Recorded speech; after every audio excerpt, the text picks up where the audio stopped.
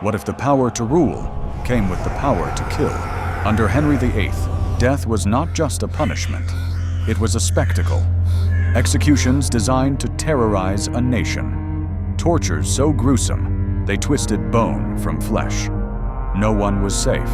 Not queens, not servants, not nobles who once dined at the king's table. Today, we uncover 5 horrific deaths under Henry VIII's reign, each revealing how absolute power can rot the human soul. Watch until the end, because death number 5 remains one of England's most brutal and forgotten executions.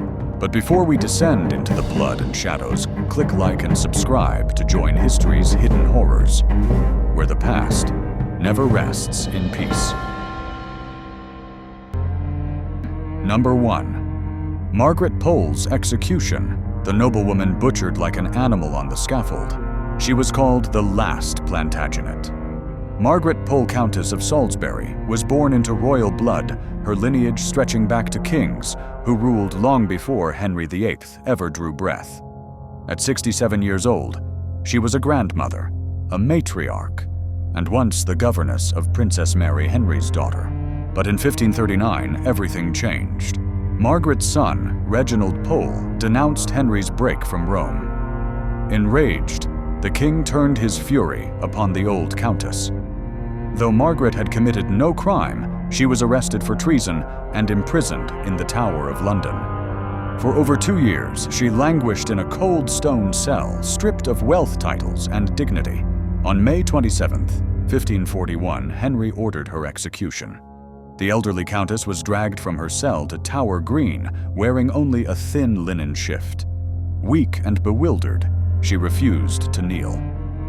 Witnesses said she cried out, "So should traitors do, and I am none." The executioner, young and inexperienced, raised his axe. His first strike landed on her shoulder, slicing muscle and bone, but failing to sever her head. Margaret screamed in agony and staggered away from the block blood pouring down her back.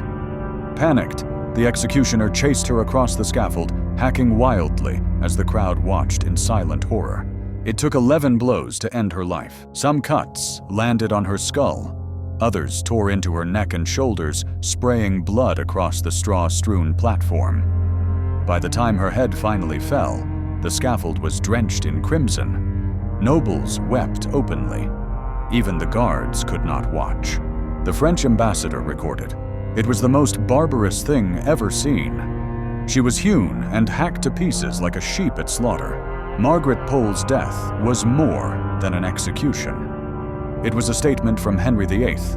Royal blood was no shield if it threatened his throne. Her butchered body was buried without ceremony in the Tower Chapel. No tomb, no monument, only silent stone to mark where England's last Plantagenet fell.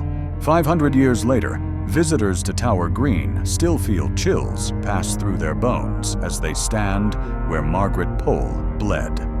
Some say her spirit remains a quiet shadow among the grass, forever clutching her neck where the axe fell again and again.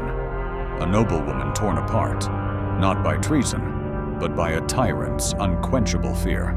Number 2. Anne Askew, the noblewoman who faced England's cruelest torture before the flames. She was born into privilege. Anne Askew, daughter of a respected Lincolnshire knight, was educated, devout, and fearless in her Protestant faith. But in Henry VIII's England, faith could kill. At just 25, Anne was arrested for distributing banned Protestant literature. Unlike most accused heretics, she did not break under questioning. Her intelligence and scripture knowledge humiliated her interrogators. Furious, they dragged her before Chancellor Thomas Wriothesley and Sir Richard Rich, men determined to extract names of other Protestants.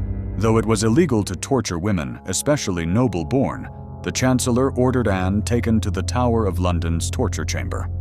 There, she faced the rack.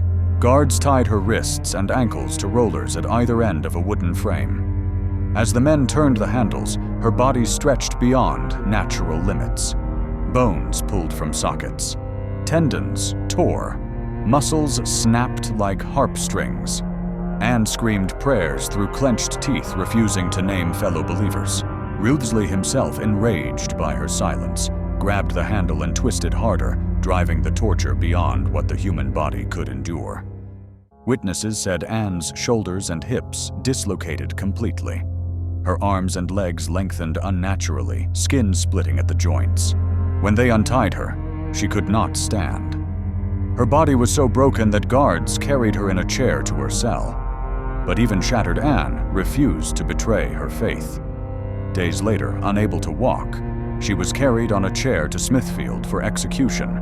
As the crowd gathered, they saw a horrifying sight.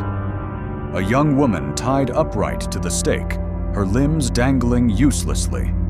Her head slumped forward in exhaustion and pain.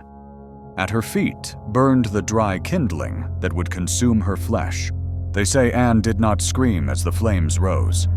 Instead, she prayed softly until her voice was lost to the roar of fire and crackle of burning bone. Her ashes were scattered into the London wind, but her story remained a noblewoman whose faith could not be broken, even as her body was pulled apart on England's cruelest torture device. Today, visitors to the Tower's torture rooms say they feel sudden stabbing pain in their shoulders and hips. Some claim to hear faint female whispers reciting psalms in the darkness, the final words of Anne Askew, England's iron-willed martyr. Number 3. Thomas Cromwell, the genius who engineered a reformation. Only to be crushed by the crown he strengthened, he rose from nothing, a blacksmith's son who climbed through the blood and smoke of Tudor politics to become the chief architect of England's break from the Catholic Church. As Henry VIII's closest advisor, Cromwell was more than a politician. He was a visionary, a tactician, and a man willing to destroy centuries of tradition for a new order. He orchestrated the fall of monasteries. He crushed opposition with cold precision, and he delivered the king his greatest wish, the annulment of his first marriage, and the creation of a new church, one with Henry at its head. But power in Tudor England was a beast that devoured even its masters. Cromwell arranged a marriage between Henry and Anne of Cleves, a Protestant alliance meant to secure England's future. But when the king saw his new bride, he recoiled in disgust. He called her a Flanders mare and never consummated the union. Humiliated and enraged, Henry turned on the man who had pushed the match.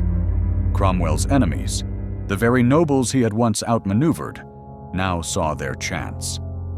They whispered treason into the king's ear. They painted Cromwell as a heretic, a traitor, and worse, a man who had dared to wield too much control over the crown. Accounts differ, but the outcome was the same. Cromwell was condemned. Some claimed he was sentenced to the horrific fate of being hanged, drawn, and quartered, the traitor's death. Others say Henry, in a final flicker of mercy, commuted it to beheading. Even this was not clean. The executioner, unskilled or trembling, took several swings to finish the job. Witnesses said Cromwell suffered terribly, kneeling in agony, as his blood pooled on Tower Hill. The man who had reshaped England with a pen and iron will now reduced to butcher's scraps. Its own Cromwell's fall was not just personal. It was a brutal message carved into the bones of English history. No one, not even the most loyal servant, is safe from a king's wrath. He was betrayed not by his enemies, but by the very power he helped build. And so the architect of reform became its most tragic casualty. His ghost, they say, still haunts the Tower, not as a traitor, but as a warning. Number 4. The chef who was boiled alive, when a humble cook became England's most gruesome warning. In the grand kitchens of Bishop Fisher's household, bustled Richard Roos, an unremarkable cook, who prepared stews and porridges for noble guests. But in 1531, a pot of porridge became his death sentence. One cold March morning, Rose added something to the bubbling pot. Some claimed it was a poisonous herb. Others whispered it was deliberate arsenic. Whatever it was, diners who ate the meal fell violently ill within hours. 2 died in agony, their bodies convulsing as priests whispered last rites.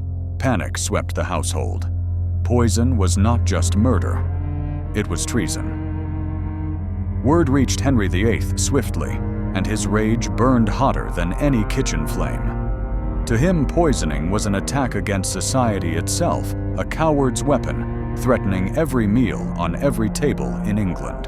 The king demanded a punishment as terrifying as the crime. At Smithfield, the public execution ground workers erected a massive iron cauldron over roaring fires. Crowds gathered, jostling for a glimpse of the spectacle. Rose, shackled and trembling, was dragged before them. His pleas for mercy fell on deaf ears. Guards tied him with iron chains to a pulley and raised him above the churning water. Witnesses said steam coiled around his body like ghostly serpents. As the executioner lowered him in boiling water, swallowed his legs blistering and sloughing off skin in seconds. Rose screamed until his voice broke, but his suffering had only begun. He was lifted out, his flesh bubbling and peeling, then plunged back into the cauldron. The smell of cooked human flesh spread across the square, mingling with the cries of horror from onlookers. Some accounts say this dipping continued 3 times until his body no longer writhed, but floated limp in the roiling water skin, slipping from bone like meat from a stew. Even in an age accustomed to beheadings and hangings, this death horrified the kingdom. Parliament soon passed a law declaring boiling alive the official punishment for poisoners, a law used again at least twice before being repealed under Edward VI. Long after Rose's screams faded, parents warned their children never to tamper with another's food. And in Smithfield, when the winter fog curls low across the streets, old Londoners speak of ghostly steam rising from the cobblestones, carrying with it the scent of burned flesh, and a single echo of a man's final boiling scream. Number 5. Katherine Parr's disturbed grave, how Henry VIII's final queen found no peace, even in death. She was called the Survivor Queen. Katherine Parr, Henry VIII's 6th and final wife, outlived the tyrant king by a year. She nursed him through festering illness, played stepmother to his children, and escaped the fate of beheading that haunted his other wives. But her own end carried its own quiet horror. After Henry's death, Katherine married her true love, Thomas Seymour. In 1548, she gave birth to their daughter, Mary Seymour, but childbirth brought fever.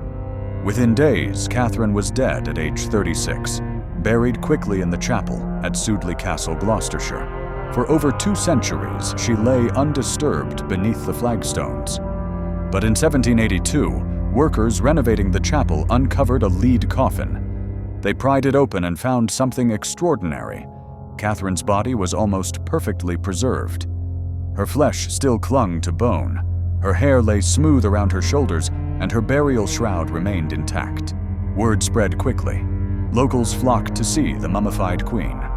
Over the years, the coffin was opened again and again by tourists, relic seekers, and curious clergymen. Each time her body decayed, a little more exposed to air and touch. Some took locks of hair as souvenirs, others peeled pieces of her burial cloth to keep in secret cabinets. By the 19th century, only a skeleton remained. In one final act of desecration, gravediggers chopped up her bones to fit them into a smaller coffin for reburial. Her remains were placed in a humble tomb with a Victorian effigy above, a serene marble sculpture that hid the brutal truth below. Today, visitors walk the quiet stone aisle of Sudeley Castle's chapel, reading inscriptions about the beloved queen who brought dignity to Henry's final years. Few realize the grim journey her body endured. A queen who escaped the axe, only to be ravaged by centuries of greed, curiosity, and neglect. Some who stand before her effigy report a chilling sensation, a sudden coldness at their feet, as if something ancient and violated still stirs beneath the floor. Others speak of fleeting glimpses of a pale woman in Tudor black, weeping quietly before fading into the shadowed chapel walls. For Katherine Parr, death brought no freedom. Even in her grave, she was torn apart by history, by strangers, and by a world that could not leave her rest undisturbed.